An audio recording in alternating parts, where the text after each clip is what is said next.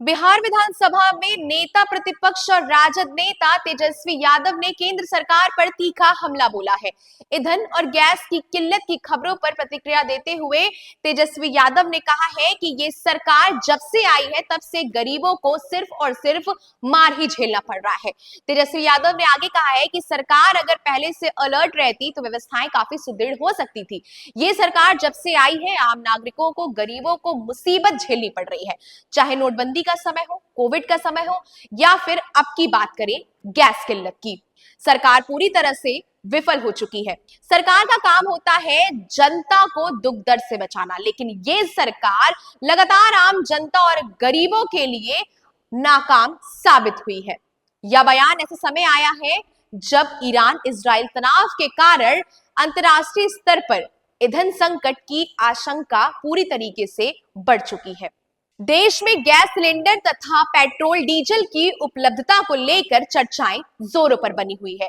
तेजस्वी यादव ने प्रधानमंत्री नरेंद्र मोदी पर भी इनडायरेक्ट तौर पर सवाल उठाते हुए यह कह दिया कि सरकार की अनदेखी के कारण आम लोगों को परेशानी का सामना करना पड़ रहा है। आरजेडी नेता तेजस्वी यादव का यह बयान एनडीए सरकार, केंद्र दोनों पर है, जबकि विपक्ष इसे गरीब विरोधी नीतियों का उदाहरण बता रहा है। देखिए, सरकार ही अलर्ट नहीं रही है। अगर सरकार पहले से अलर्ट रहती तो व्यवस्था जो है बनी रहती।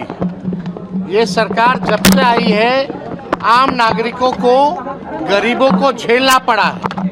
चाहे आपने देखा होगा नोटबंदी के समय, चाहे कोविड के समय, चाहे अब गैस की किल्लत हो रही है तब। यानी सरकार जो है पूरी तरीके से विफल हो चुकी है, पूरी तरीके से फेल हो चुकी है। मतलब सरकार का काम होता है कि जनता को दुख दर्द ना हो, पूरी तरीके से जनता के लिए हर एक व्यवस्था जो होनी चाहिए, अगर कमी हो रही है तो सरकार जो है साफ साफ जो है हाथ खड़ा कर रही है। यानी सरकार जो है फेल हो चुकी है, नाकामयाब हो चुकी है।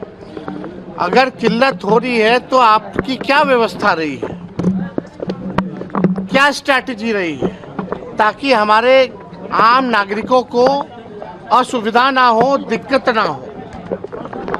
आप जान रहे हैं देश में ये कोई पहली बार नहीं हो रहा है। जब से नरेंद्र मोदी जी की सरकार बनी है, नोटबंदी का क्या फायदा हुआ? कोई फायदा नहीं हुआ।